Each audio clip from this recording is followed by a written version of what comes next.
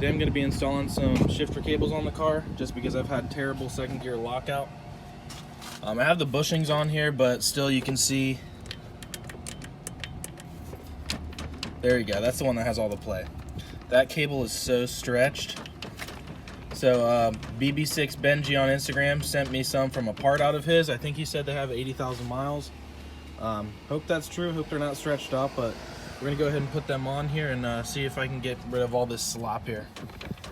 But first off, I'm gonna go ahead and take these off of here, get the intake out of here, and then work on these clips, which are probably gonna be a pain, but I'll let you guys see it.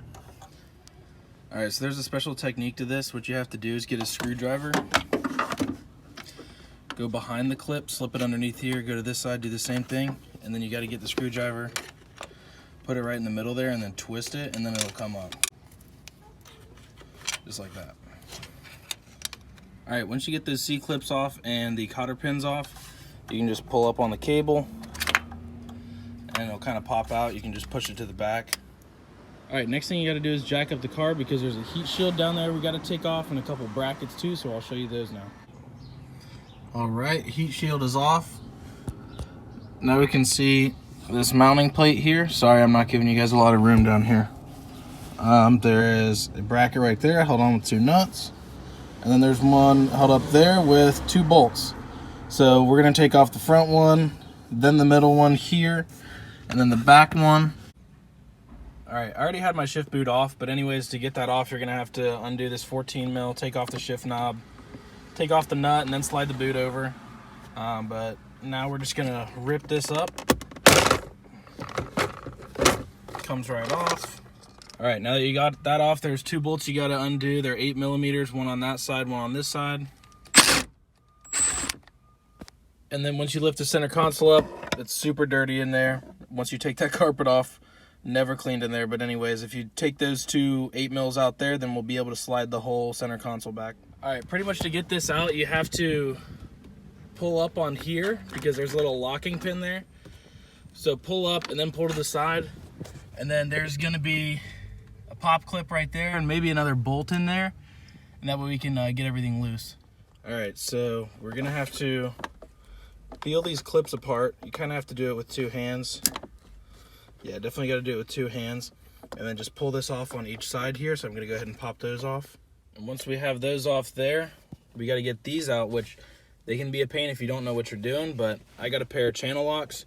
You just grab it, twist it like that, and then it'll spin to a point where it'll actually be able to slide right out. But if you do not spin them, then they're not gonna wanna come out, so it's really hard to do it by hand. Definitely recommend a pair of channel locks for that. All right, now you just go under the car. I just yanked them out through there. There's the hole right there that they came out of. Pull them from the car side, or the cabin side first, and then pull from the front. This bracket's gonna get hung up on your O2 sensor wire. Be careful, you don't wanna mess that up. All right, guys, I got everything into position. I had to double check and go to the front and to the back a couple times to make sure they're in the right side because you don't want to put the wrong cable on the wrong one. So pretty much I'll make it easy for you. Whatever cable is on the top here, that's the one that goes to the one that pivots vertically. That one that stays on the top ends up going to, when you're in the cabin of the car, it is on the driver's side. So just keep that in mind.